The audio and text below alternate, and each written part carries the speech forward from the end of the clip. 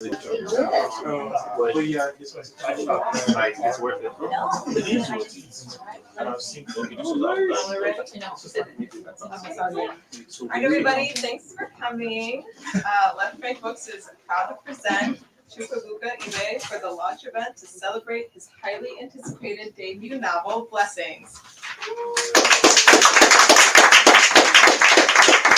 So we are excited to discuss this book, which was profiled as Ibeh, who was profiled as one of the most promising new voices of Nigerian fiction by Electric Literature. And so he currently is a Washington University MFA student, and he's certainly going to be an author to watch. And tonight, Ibeh will be in conversation with celebrated author Danielle Dutton. Great. Well, thank you all for coming. Tonight's event is possible because of your support. Whenever you support our bookstore, money goes into the city, the libraries, the streets, keep the bookstore open, all the things that make St. Louis just such a fabulous place to live, free parks and all that. So thank you again. And we'll say hi to our virtual audience, people on the internet watching. My name is Elena Jove, and I'm a bookseller here. And I'm going to tell you real quick about some other events, and by other I mean just one, that we have going on this summer. So on Friday, July 12th, we will be hosting Chuck Tingle at the Heavy Anchor to celebrate his new book, Bury Your Gaze. Tickets are still available, and you can check out the rest of our programming on our website, which is left-bank.com. All right, and so about tonight's book, which has been named one of USA Today, Esquire, and Cosmopolitan's most anticipated books of 2024. Moonlight Meets Purple Hibiscus. This is a searing debut of self-acceptance, sexual awakening, and first love, set in a Nigeria on the verge of criminalizing same-sex relationships. Blessings is an elegant and exquisitely moving story that asks how to live freely in a country that forbids one's truest self and what it takes for love to flourish despite it all. All right, and a little bit about the author. Chukwuebuka is a writer from Port Harcourt, Nigeria, born in 2000.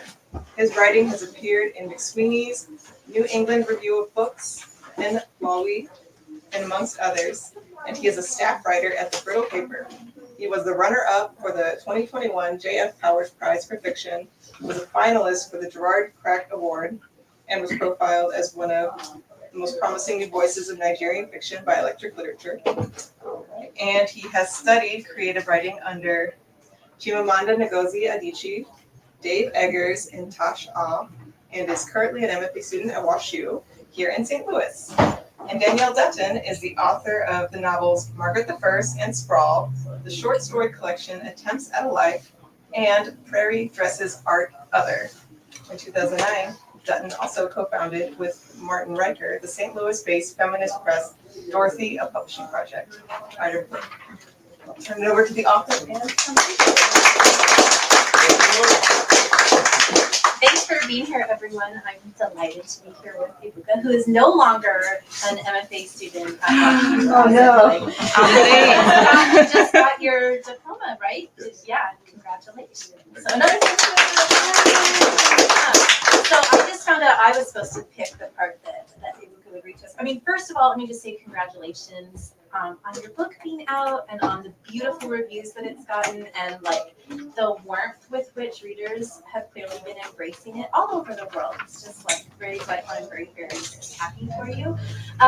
So okay, as for a section to read us, I really my first thought was the names, the section about names, but then it's like, did you read that? It's cool. Okay. So then my second thought was, what if you read the beginning, like this part, like arriving at the school? Have you ever read that? No. All right, try it. This is, do you want to use this? You don't have the copy with you, right? Because that's an arc, and I just feel like you might want, here, you find it in this book, it'll be faster. Right. Thank you, Danielle. And thank you, everyone. Like, I don't even have the words. Especially also because this is the rescheduled event. Because if anybody was going to miss their lunch event, it was going to be me. So thank you so much again for showing up the first time and for showing up again. That's love. So I'm going to read from the fourth chapter of Blessings. And just a little backstory, this is the section where shortly after being caught in some sort of cinch with another boy who's his father's apprentice, our narrator gets sent to boarding school. And so this chapter is the beginning of his arrival in boarding school. The walls surrounding the building were tall and unpainted, with sharp broken bottles jutting out unevenly atop it. On the sign next to the red gate were the words Rehoboth Seminary in unmissable red print. "We are here," Ngozi said, turning to Obiefuna and speaking for the first time since they had left Port Harcourt. Obiefuna remained quiet, staring through the window at the defaced walls of the school as Ngozi filed into the lane of cars, making their way through the open gates and parked under a slender coconut tree in the compound. Ngozi got out of the car first and turned around to get Obiefuna's box from the boot. Obiefuna let himself out after him, but remained standing by the door. A man walked up to them and shook his father's hands with both of his, slightly bowing. Obiefuna vaguely remembered him as the man who had spoken at length with his father a month ago when they were here for the entrance exams. Now, as they talked, Obiefuna looked at the procession of curiously young boys clutching school bags and rolling boxes up to where they would be searched. On the outer gate, in front of what looked like a chapel, solemn-faced men stood behind long tables, lifting through the boxes mounted on them. "Obiefuna," Ngozi called. Obiefuna turned to face him. "This is Mr. Josiah. He works here. He will be your guardian." Obiefuna stared at Mr. Josiah. If he stood on his toes, he would match Mr. Josiah's height. The man's smile was too wide, too watery, and Obiefuna worried spit would withdrew from the corners of his mouth. "I've given Mr. Josiah some money for your upkeep," Ngozi continued. "Meet him if you need anything, or if you need to call me." His tone made it clear he did not expect Obiefuna to follow through the matter. Obiefuna nodded. His father turned to Mr. Josiah, who seemed in pain. "Oh, come with me," Mr. Josiah said, snapping back into consciousness. He led the way to the search area and helped Obiefuna to hoist his box on the table in front of the stern-looking man. He mumbled an inaudible reply to Obiefuna greetings and yanked at the zip of the box. "Bring out your prospectus," he said. Obiefuna dug into his pocket and retrieved the slim booklet listing his required possessions. At intervals, the man read from the prospectus and rummaged in the box for the item. There was an almost deliberate disorderly vigor to the way he overturned the neat folds of clothes Obiefuna's mother had taken care to put together the night before. The man pushed the provisions aside as if they offended him somehow, nearly overturning the ceramic cup in the box. He held it up and flashed Obiefuna a look. "We don't use this here. Your cup must be plastic or aluminium. Your father will go home with it." He rummaged further and stopped. "Where's your white bedsheet?" "Sir? Are you deaf?" The man yanked at his own ears. "Your white bedsheets for Sundays." "I don't have, sir," Obiefuna said. His father had been meticulous in going through the prospectus, even taking up the purchases he had made each day. It surprised Obiefuna to realize he had missed this. "What did the prospectus say?" the man asked. Obiefuna kept his eyes on the table, embarrassed at the high pitch of the man's voice, which was already drawing attention to them. "Well, I can't let you pass if..." The man stopped. "Is that a brown belt you have on your waist?" Obiefuna glanced down at his own waist as if seeing it for the first time. This one, he had to admit, was an intentional transgression. His mother had mentioned it at home, but they had been too much of a hurry, and his father had shrugged it off as irrelevant. "Take it off," the man said. "Only black is allowed." Obiefuna was fumbling with the belt when he felt hands on his shoulder. Mr. Josiah said, the watery smile not leaving his face. "Salfo, I beg easy on my boy." Salfo did not return the smile. "His things are not complete. The father has given me some money to buy a white bedsheet and black belt." They did not know. It was in the prospectus, Salfo countered with a half snort, waving Obiefuna away. Obiefuna zipped the bag and hoisted it to his head. He walked over to his father. "You'll be all right here," Ngozi said. "Read your books, go to church, and keep your head down." He paused. He seemed to hover, undecided on the next line of action. Finally, he reached out to place a hand on Obiefuna's shoulder. "One day, when you're older, you'll understand why this was necessary." With that, he walked briskly to his car. Obiefuna watched him drive off, a cloud of red dust billowing after him. Thank you.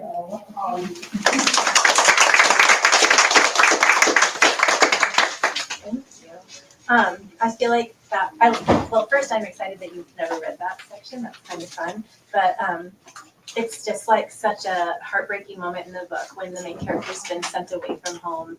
And then this is the reception. The reception is just like so mechanical and cold. And I just felt so worried for the narrator at this moment. And I'm sure that we'll talk a bit about the boarding school. So that gives us a nice gives everyone a nice grounding. But I want to back up and ask you just a bigger question. So the back of the arc, I have the English arc, I think, because he gave it to me. Yeah, because he was there first. And on the back, it mentions how young you are. This is always exciting with a debut. This is like a fun marketing detail. But you are very young, and it's very exciting to have your first book out. So I wonder if you could just talk about your superhero origin story as a writer. Like when and where and why did you start writing fiction? Oh, I didn't even know that was something that was done. When they sent me the proof and they kept insisting on 22, 22, 22. At some point, because by the time the proof came out, I was 23. So I kept thinking, I'm no longer 22. To be sincere, but it works the other way too. Like if someone's debut comes out after 50, then that's exciting again. But anywhere in the middle is just so I mean that it was exciting, but it's the when, the where, and the how. It's the when. I don't know. The where, I guess Nigeria. The how, I don't know. I just know that what I do remember vividly when I try to go back in time to remember when I started writing is that the memory that quickly comes to my mind is me in primary school and in class and wanting to entertain my classmates during break time or something, and then I would just come up with stories, either verbally told stories or written stories. And something about storytelling, I think it was Zadie Smith that said something about storytelling is that in that power when you're telling the story, you literally have the world in your palm.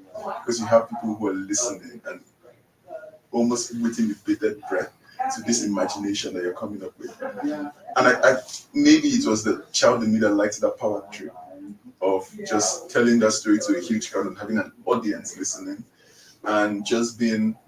So maybe that would have been my early introduction to the magic of storytelling and how by just coming up with a completely imagined story, I could have people listening. I could have people waiting for me, making me feel important. So that's like the easiest that I remember dealing with stories, and just there was that, but there was also the fact that I did that also to entertain myself because I think I was a child that I didn't necessarily have so many friends growing up. So I turned to books, which probably is the most cliche for every writer. And relatable. And so the more I told stories, the more I wanted to tell them. But for me, storytelling was also something that you just did on the side. It wasn't. You can't come from Nigeria and think of writing as something you wanted to do seriously. So I always wanted to be like a professor or a lawyer or something serious while telling stories on the side.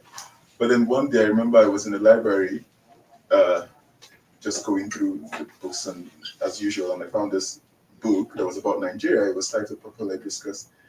And it was during break and I was supposed to just read briefly and then go back to class. But by the time I looked up, I was halfway through the book and my class was over. And I left the library. The librarian sent me away when she found me, but I left that library thinking I wanted to do this. Like the way this book makes me feel is this is exactly what I want to be doing with my life. And the rest is history.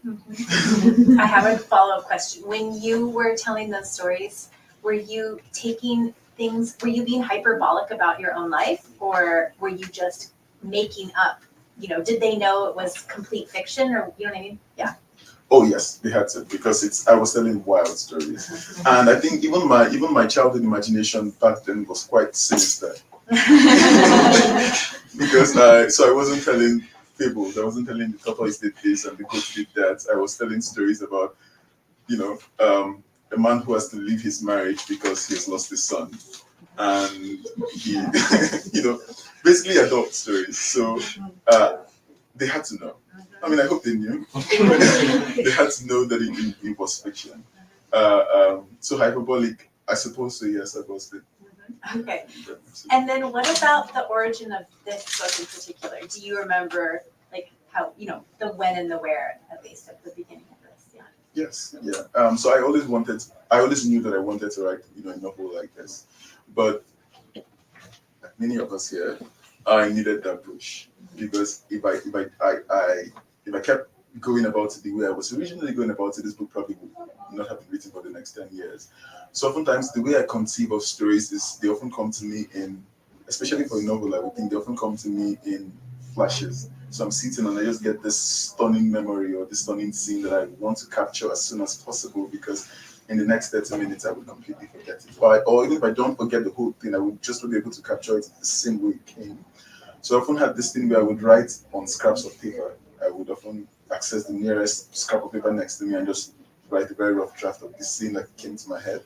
So by the time I was to begin writing the novel seriously, I had like multiple scraps of paper just littered around me or put in shelves or wherever. But then in 2020, at the height of the pandemic, because I told the story. So I have not heard this story. No. So in 2020, at the height of the pandemic, I had published a short story earlier that sort of did well on Nigerian Twitter, so it went viral relatively. And I woke up one morning and received a random email from the editor of the magazine that the story was published in and said, I have this email from this editor from Penguin who wants to see, who wants to get in contact with you. Do you want me to send your email to her? And I'm thinking, You're like, nah. dude, I'm thinking, dude, you have to ask. You haven't sent it already. So, of course. And then she contacts me and she's like, hey, I just read the short story of yours in this magazine. I really like it. I want to know, are you working on something longer that I would like to consider for publication? At the time, I only had scraps of paper, so technically, I wasn't working on anything seriously. But I'm like, yeah, I have just one more chapter to go. Of course, I'm working on something serious. And so that was the push that I needed, I think. And then I began to seriously work on the novel and worked over it during the pandemic for about roughly a year. I did.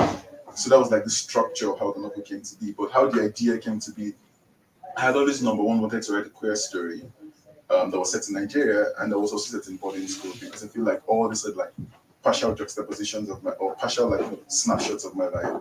I had, one of which is that I had gone to boarding school and I feel like there were just so much stories in boarding schools and so much of the drama that happens there in Nigerian boarding schools that I have just not seen in the fiction that I wanted to pen down. So all of that. And I also wanted to interrogate just the idea of a very conservative Nigerian parent finding out that their child is queer and how they navigate that, how they hold on to the love that they have for their child while also holding on to their quote-unquote morals. All of that was what came together to make the novel. Okay. I am going to open up to audience questions in just a minute. But, I was reading this very charming interview with you, and you said in the interview, but you didn't go into it, so I'm going to ask you now. But you mentioned someone who I think you knew, so it was like a nice casual conversation that it was just very hard to write this book. And I can imagine why that would be, but I wonder if you could sort of go into the nature of the challenges, inherent to this particular book for you. Yes. So when I at the time I was writing the book, I was having a conversation. I was speaking to another Nigerian writer who was also writing a queer book, and I wanted to know what the reception was because it's scary. It can be scary, to write a book, or it can be just, to write a book like this in Nigeria, not just for the social implication, but also just for the legal implication. The thing about this book covers, among other things, the anti-gay law in Nigeria. And the thing about the law is that nobody quite knows the dimensions of it. Nobody knows what counts as a crime. So depending on how it's interpreted, especially in Nigeria, I would say, where law is such a fickle thing, depending on how it's interpreted, writing a book like this can count as a law because the law not only criminalizes gay marriages or even gay people, it also criminalizes gay promotion, or I think something like that, like promoting gay. I don't know what that means, but so a lawyer could argue that writing a book that humanizes and that is not anti-gay is promoting gayness. So especially if it was based in Nigeria, an overzealous lawyer could possibly take me to court, and that's the jail time of 10 years. Yeah. I don't know that I can survive in jail. So yes, I did definitely had all those worries.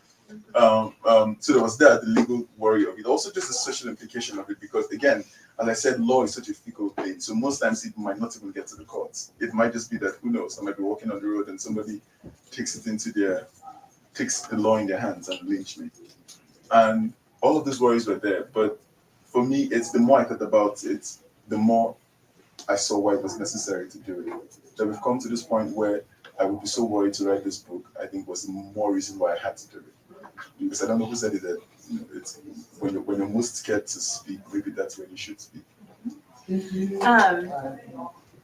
Just so everyone knows, there's toward the end of the book, this stuff, the laws are being passed, and there's a lot of really scary stuff happening, and it's like covered so beautifully. This exact sense of like not understanding what is criminal and what's not, and what people are being harassed for or arrested for. It just feels like really terrifying to be inside of with the narrator. Okay, so having asked you that, then I just want to ask you a flip question, which was, what was like the most delightful or joyful part of working on the book, and do you have a favorite scene? Yes. Okay. It's one answer to the good question. Okay. So one very delightful scene, one delightful part. Was it a delightful part in writing the novel? It was quite torturous. But no, I guess one delightful part was that boarding school was for the most part traumatic, but it wasn't all bad. I think I did get, there were some solid friendships that were formed in boarding school. There were some, not necessarily traumatic experiences, normal experiences. So writing a novel often meant visiting them. Right? I, for instance, sometimes had to call up friends. In the course of writing a novel, I called up friends just to catch up and talk about. I was also maybe just picking their brains for things that I wasn't sure I was hitting accurately. But also it was just nice to reconnect with them. So I guess that was one joyful part of writing the novel. And the scene, yes, because as much as it can be such a sad thing to exist as a queer person in Nigeria, I also just am charmed by how people are able to find joy regardless. So as much as it can be traumatizing to be a queer person in Nigeria, I also didn't want this novel to be, I guess, what can be academically described as yet another queer pain book. I wanted there to be moments of joy and tenderness in the pages. And one of those that I really, really enjoyed writing was the scene where Obifuna has failed in, his brother is like more excellent at sports and he isn't. And at some point his brother is trying to teach him how to be really good at sports, and he keeps trying and failing. And he's so frustrated. And then my brother says, why don't you just do the one thing that you're good at, the one thing that you've been forced to abandon because of our father and of society. Why don't you just try doing it now, and I'll be here for you, and I'll be here to cheer you on. And he does it, and he's so happy in that one moment. Everything is all right with the world. I found myself smiling when I was writing it, and I think that's probably my favorite scene. Spoiler alert, it's dancing. And that's one of my favorite scenes in the whole thing, too. That should be a secret. Yeah, we should have told them. This actually is a kind of a related question, and then I'll stop and see if anyone else has questions. But as you all probably know, this event had to be rescheduled because somebody was on a plane flying around doing a book tour and wasn't back in time. But the person who was supposed to be in conversation with you at that time was our own beloved Dave Schumann. And so since it was canceled like moments before, I was here, I didn't even know it was canceled, and half the people were here, yeah. So we're happy to be here. I wrote to Dave, I figured he was all prepped and ready to go. So I said, how about you send me the one question you most wanted to ask? So I'm now being Dave, and I'm gonna ask you his question. So my hair would have to be way cooler. He says, what kept occurring to me as I read Blessings for the second time was how you managed to create sympathy for characters we might not be inclined to like very much in actual life, like the father and then Senior Papilo. Is that how you say his name? Yeah. Are two characters whose actions make them the closest thing this novel has to villains, aside from the politicians who operate in a more abstract sphere. And yet I never despise them, because through these marvelous small gestures, sometimes just a fleeting look, you manage to convey their humanity. And I wonder if you could talk a little bit about how you do that, and also why you think it's important to do that. Sure. Thank you, David. But yes, and I often just like to be clear that I really was not going for, oh, here's the villain, let's humanize the villain. Yeah. Let's show the good side of the villain. The villain lost his child. But I also think that I know this to be true, that in Nigeria, especially for this family, maybe there are parents who genuinely despise their children, but especially for this family, it's that he doesn't hate his son. Do you know what I mean? It's many things. And whenever I see this, it just feels like I'm justifying what he's doing, and I'm not. Really, I'm not. But it's that, number one, it's that this is a man who was born in a certain period in Nigerian history, so he's like, his ideas and his ideals belong to that time. Number two, it's also that what he does, which is really damaging, he genuinely believes that he's trying to help his son. Which is the section I ended my reading. For instance, he says, when you're older, you would understand why this was necessary. Because this is a man that believes that he's really trying to help his son. We know, of course, that that's not the case, that the son ends up being way more damaged than he anticipates. But he really believes that by doing this thing, he's trying to help his son. So it's very misguided. It has far-reaching consequences, but it's coming from a good place. And I think I wanted to show that. I wanted to make a point that sometimes what you think is helping is actually causing way more damage. It was important for me to show that, in addition to showing what an unfortunate brute he is, also for Senior Papillo too, because Senior Papillo discovers that this boy whom he likes and wants to take on is, I think Senior Papillo figures out quite clearly that this boy is queer, and he thinks that, number one, you can't quite survive in this environment as a queer person. So Senior Papillo believes that by exposing him to women and by basically pimping him out to older women, that he's going to fix him, so to speak. Which is also really misguided and really damaging, but also coming from, and in Senior Papillo's case, he's also young. He's a young teenager who doesn't quite know as better as the adult, which is the father. But these two people, I think, were doing things that they believed were best for the boy or for the victim, while causing real damage to him. And I do that because I just think that that's how real life works. That oftentimes it's really hard to see, even people who are like objectively bad, it's really hard to get them to admit to themselves that what they're doing is bad. It's twisted, but people genuinely most time believe that they are doing good, or they just are unable to see their own villainy. They believe that what they're doing is for the best, and I think I wanted to show that on the page. I mean, by contrast, I also think the mom, who's almost like a secondary main character and certainly not a villain in any way, is also not perfect. I mean, she damages her son too. I think some of her choices, I was like, and so I think that's just, you just have really complicated human characters on the page, which is lovely. Does anyone want to ask? I can keep going, but how about if you all ask questions?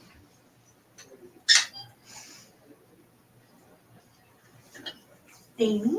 Hey, congratulations, glad this could happen. Thank you.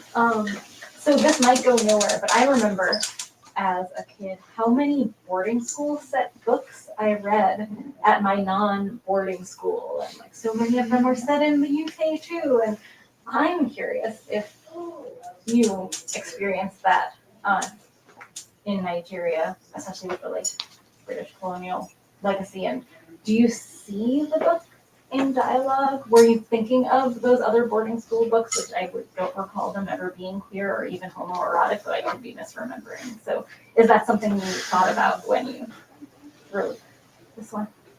Yes. So two answers. It's that when I was writing this school, because I had attended a boarding school myself, my well of inspiration was quite direct. So I wasn't getting it from a book. I was getting it like from real life lived experiences. So no, I wasn't. I did read a couple British boarding schools growing up, and I think the Nigerian educational system, as many of things in Nigeria, is sort of based or sort of modeled after the British. So yes, our boarding school structure, and I guess maybe even experiences are also sort of similar. But no, I wasn't necessarily thinking of my book in conversation to the books that I had read, just because I didn't feel like I even needed to go that far. because I took the easy route, basically, just getting my information from them.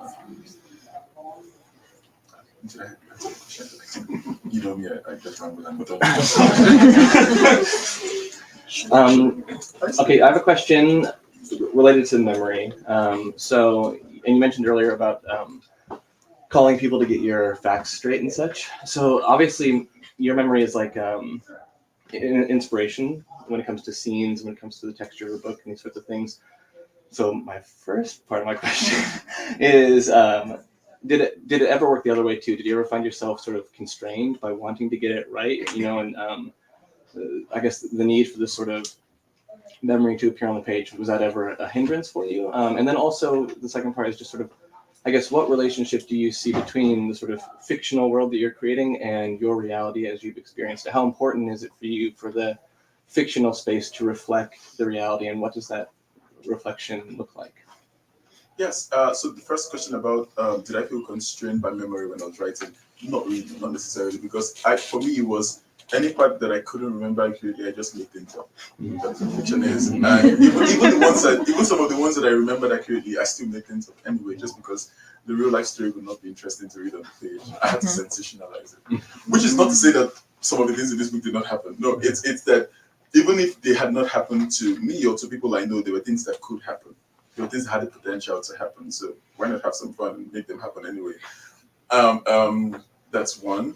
So no, I didn't necessarily feel constrained by wanting to get. It's not non-fiction ultimately, so I didn't necessarily have to fact check to make sure. I mean, I would of course fact check things like, really important concrete things like what subjects were taken in a certain year, what kind of music was in vogue at the time. But things like, could a boy possibly say this or do this? Yes.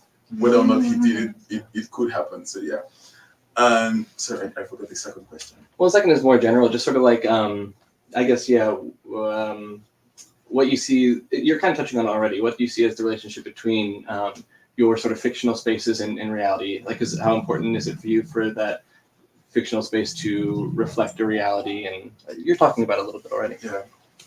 Yeah, I think that, again, I'm not sure I'm answering the question, but I think that the boarding school was like an interesting motif for me to use to write this novel, because I just feel like a boarding school in Nigeria is like a perfect microcosm of the Nigerian society as a whole. I feel like so many things that happen in boarding school could be applied to, or could be like a very small, seed of what happens in the wider society. The hierarchies, for instance, the way people endure dysfunction because they're hoping that at some point they will be close to that power. They will have some proximity to that power and ability to perpetuate those harms.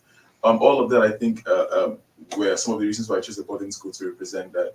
But also does fiction reflect real life? Yes, it's that I was really young around the time when the law was passed, so I had to do like a couple of research to find out what the general response was. I had to watch a lot of YouTube videos, which was quite triggering, of what the response was. I had to read articles to get again what the response was, and I tried to apply all of that to the novel, or to kind of use the novel to portray some of them while being careful not to superimpose my own interpretation of them. I have a question. How did you manage your time back then as an MFA former student, and then writing the book, writing, publishing, and all of that? So that's a really good question.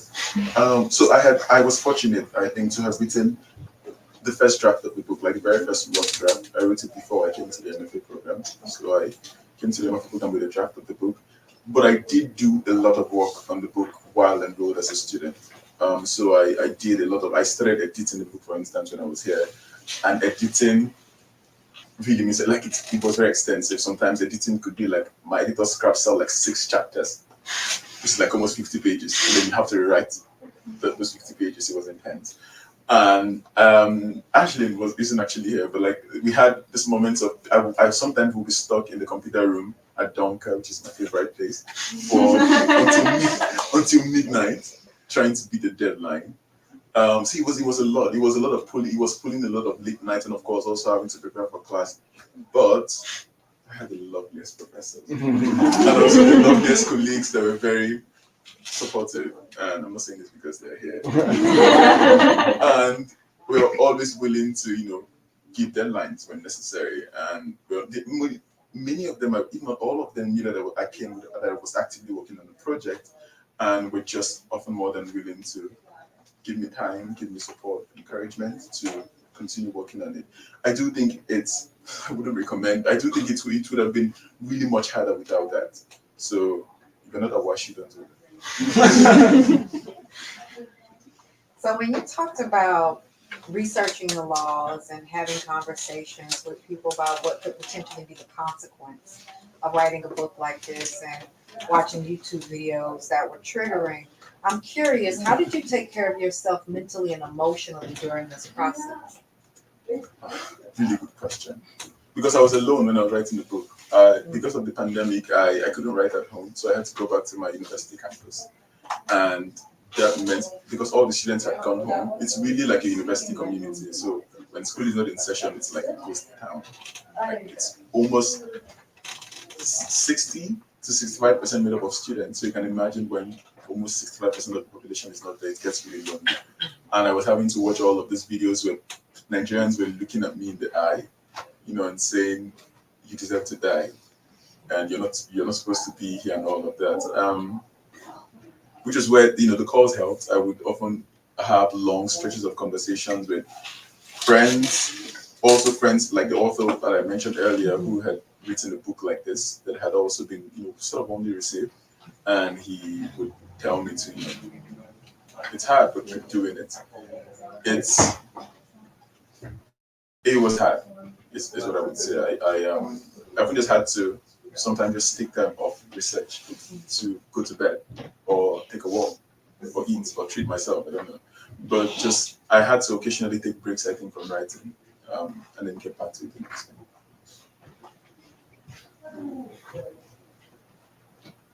I have, I have a question.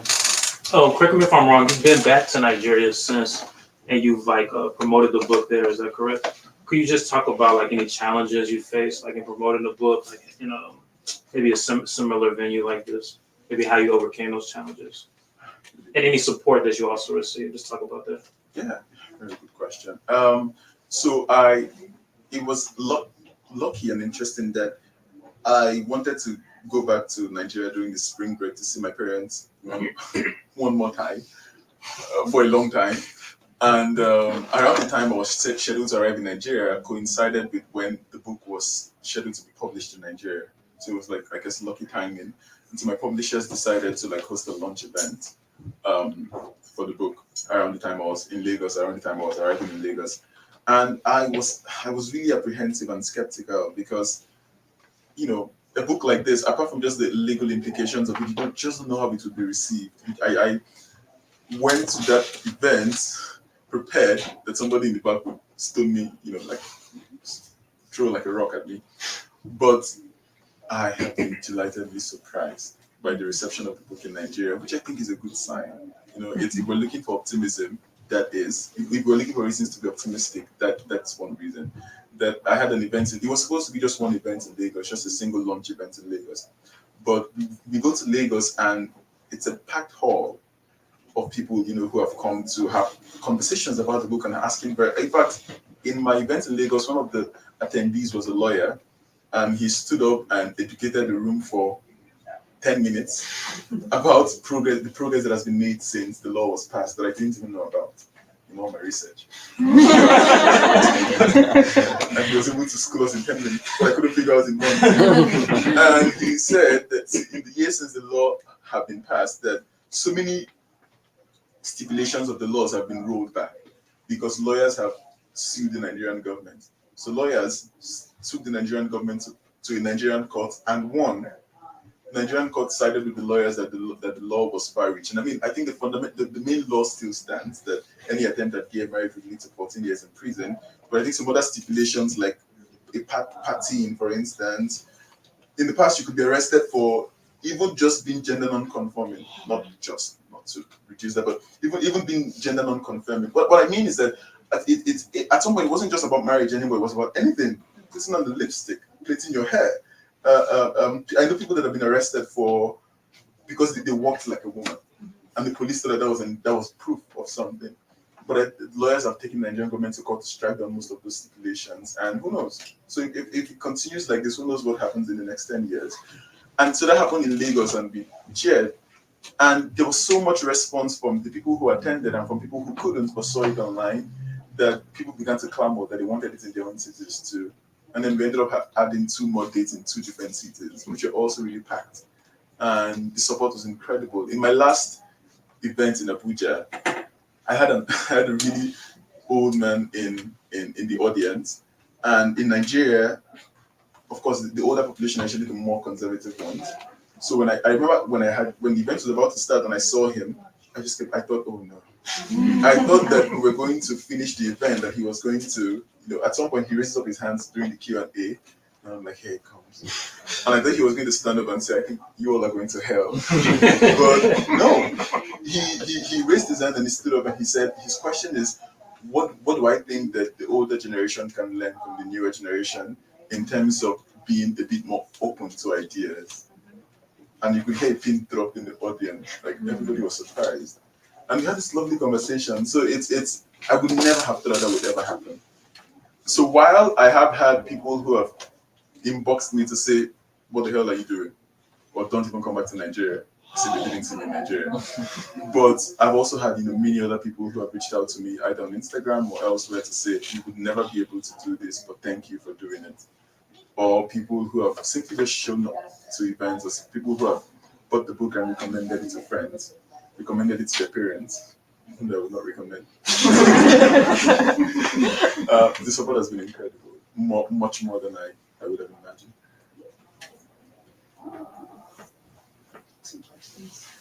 Going back to the MFA conversation, is there anything like that in Nigeria? A program where if you wanted to be a writer, you could do that there? And then the second question, this book is very encouraging for writers who not going to let them forget MFA, because more and more writing and the MFA are tied like this. And it's a different time now, where a long time ago, some of my favorite writers, they never went to school to write. They just wrote. And that you wrote most of this book before you got to school said something to me about, you can do it without the degree. But talk a little bit about how, I think I want to say your confidence, because you already had a draft of this. So even in workshop, there's not a whole lot folks can say because you already wrote this. And now it's published and they got a cover and everything. So number one, no, we don't. I don't think we have an MFA. I think we have probably just 2 MFAs in the whole of Africa, or they're very limited and they're not in Nigeria. I think they're in South Africa. So we don't have like an MFA the way it is in the US, in Nigeria. The closest we have to that are workshops that are organized, that are often independently organized by writers. So often writers who are, especially writers who are well known and are able to get sponsorship, would often host like 10-day workshops, 1-week workshops. Like I attended, for instance, a workshop hosted by Chimamanda Ngozi Adichie in Nigeria, and that was for 10 days. So no, we don't have, unfortunately. I wish we did, but we don't. Which is why many Nigerian writers have to come to the US or the UK to study creative writing. But 2, I'm so sorry to disappoint you, but the MFA has been invaluable to my writing. No, it's not that. I'm not disappointed. But I totally get your point. I don't think that you need an MFA to be a writer. Like, but you teach. So That's why I need a job. and I think that it's important to be said, because there's so many Nigerian writers that either do not want to get MFAs or just cannot get into MFAs, and for them they feel like that's such a huge failure. They feel like, oh my God, now I can't be a writer anymore. So it's very important for them to know that while MFAs are important to learn the craft of writing, to master the craft of writing, and of course even the extensive support, financial and otherwise, I provide, it's not a yardstick for who, it's not necessarily a yardstick for who will ultimately be a good writer. in my case, as you said, I wrote the first draft of the book, before I came to the MFA program. I did end up workshopping the novel in my MFA, and I got invaluable advice from my cohorts, and of course, just general all-round support to also really help the novel. But with that said, it's really important to also stress that you don't need an MFA to become a writer. It's very possible to become a really good writer who is able to sell whatever the yardstick for accomplishment is for you without getting an MFA. So MFA or no MFA writer is going to be a good writer. But if you're able to get an MFA, personally, from my own experience, just because I'm in love with the WashU MFA, I would recommend. But then the issue is, in the United States, you have to already have had a bachelor, an undergraduate degree, and so few African Americans have an undergraduate degree, which means that little tiny group of people who could get an MFA is never going to be so many people that Oh my God, yeah, that's a really good point. I think now that it's even put in broader context, I think that's such a solid point. I was speaking from a very limited Nigerian perspective, just because also, number one, the Nigerian writers who get published in Nigeria, you don't need it because you can't even get an MFA where there's no MFA in the country. So Nigerian publishers wouldn't necessarily be interested in whether or not you have an MFA to publish you. But I get your point that US publishers, there's a bias, I would say, or there seems to be like a bias towards writers who are trained in formal institutions, and then it opens up a larger question of, well, who even gets to be trained to begin with when MFAs typically require bachelor's degrees, and then how many people even have bachelor? I feel like that's it opens like a can of very important questions to be asked. So my apologies, I had answered the question like from a very personal, limited perspective. It's a really good point. Okay, so I think I'm sort of interested in what you were talking about earlier about like wanting to find moments of like joy in like certain situations, and I'm also particularly interested in the way that like male relationships are explored in the novel, whether like it be like romantic or platonic or like familial. But I guess I'm sort of just like interested in like learning a little bit more about like what you wanted to do with like male relationships and how you wanted to explore like the layers and complexities with it. Yes. Excellent question. It's that I think increasingly I'm often just interested and fascinated by the difference between homosexuality and homoeroticism. That word is often a mouthful for me. And how two young men can have a relationship that isn't necessarily sexual, but it's almost like it has everything but the actual sex or the actual sexual aspect of it. And so in the book, for instance, Obefuna just have platonic friends, and yet has like what feels like a close relationship with them too. Also, in the later part of the book, we see that Obefuna finally gets his community, which offends that people like him, and he has nothing beyond a platonic relationship with them, but they are like his chosen family. And I am. When it comes to his brother, for instance, it's that I am interested in that sibling rivalry just because I have an elder brother too, and we had a very endlessly fascinating relationship growing up. And I'm often just interested in that idea of masculinity and friendship, and how people navigate both, and how the hard lines that are drawn, and at what point does it exceed homoeroticism into straight up homosexuality or recedes to vice versa. Again, rambling, but it's yeah. I am interested in male friendships as much as I am in male relationships, I think, in most, if not all, of my work. I think to close, it would be awesome if you read just the end of that scene with the brothers, your favorite scene, and we can end on joy and dancing. Which chapter is it again? It's your book. Look. Talk amongst yourselves.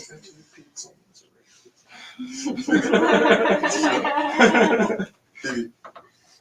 I can't remember.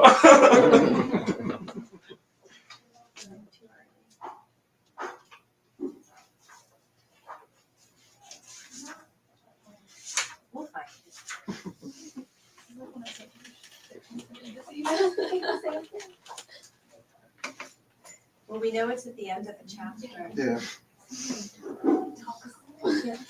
Tried it. I know it's right before. Yes. Where do I begin from?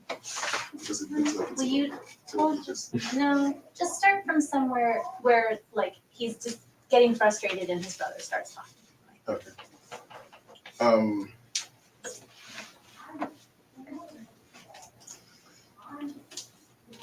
One evening, the day before Obiefena's school holiday was over, Ekene returned from the pitch, ball in hand, and offered to teach him how to jog. Obiefena rose from the floor to match his height. He still had a modicum of reserved rage from the fight, which made him want to punch the wall sometimes. In that moment, Ekene's face seemed like the perfect wall.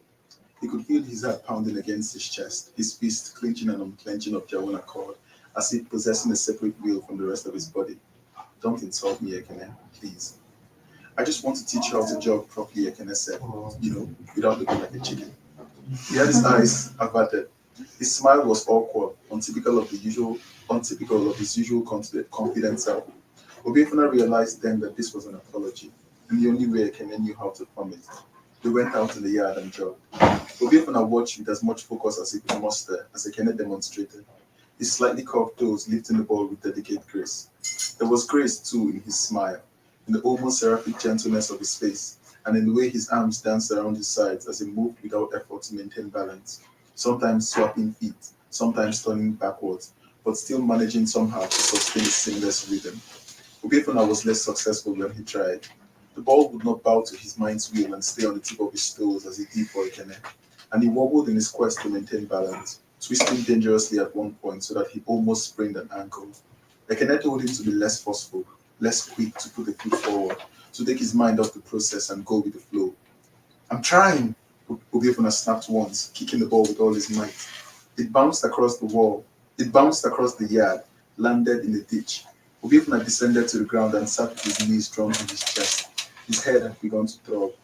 Ekene ran off and returned with the ball, bouncing it on the floor to get rid of the slime that had clung to it. He lowered himself to sit next to Obiefena. His bare shoulder was warm against Obiefena's. I'm useless, Obiefena said. Come on, it wasn't that bad, Ekene said. Obiefena gave him the side eye. Okay, it was bad. Ekene admitted, laughed at bubbling in his throat. Obiefena leaned away to spit. It was late evening, the sun uncomfortably warm on his skin. Ekene was dangling a water bottle between his fingers, but there was too little water in it. And Obiefena knew his thirst would only get worse were he to take a sip. He did not have the willpower to rise from his position and go into the house. Do you remember back in the day when you used to win all those prizes during dance competitions? Ekene said. God, I used to envy you so much. I thought, how does he do it? I looked like an idiot trying to imitate you. Obiefena turned his head to look at him. Why don't you dance anymore, Obi? Obiefena exhaled. He remembered the moment Ekene spoke of, struck by the luminosity of the memory.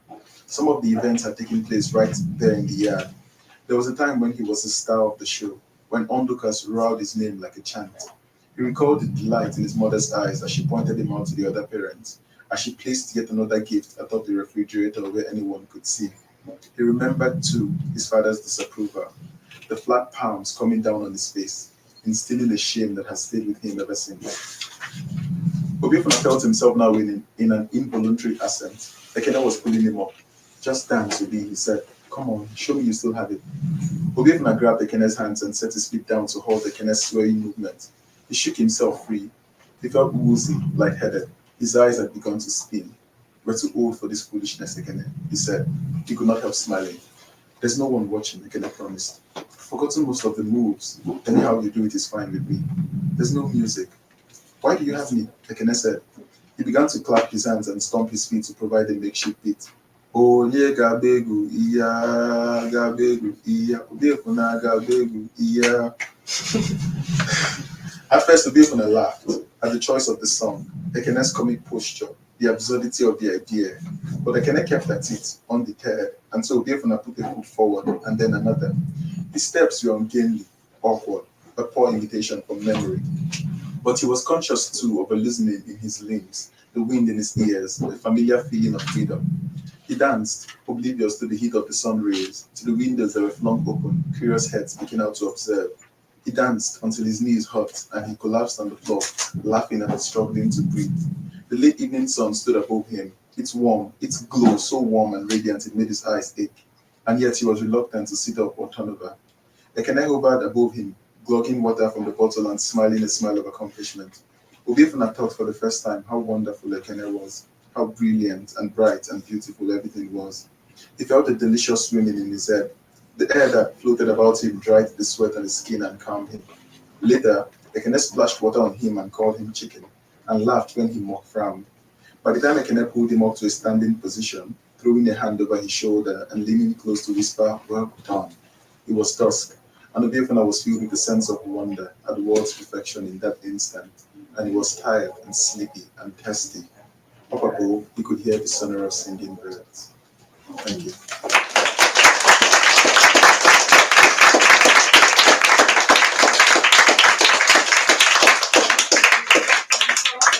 Coming tonight. We'll be doing the signing upstairs, and we have books for sale at the front desk. And thank you so much. Thank you.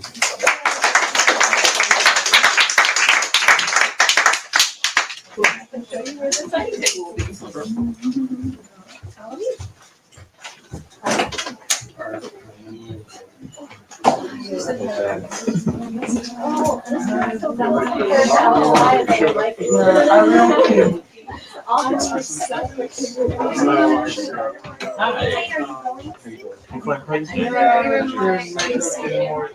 Learning how to swim. Are you? Yeah, so that's like the only exciting thing about my swim. Everything else is just everything else is just well, take your time on that. Are you still have sliders? So we swim 3 times a week. We do the outdoor pool. Is it like official lessons or is it everyone is teaching us to swim? Wait, so you're an outside pool? Yeah, we do the outside pool twice a week and we use the washroom. Yes. Oh, Yeah. Really nice. so how's this one go? Like, Interestingly, we can do the best. We can do you can swim all before. no. So when you first got in,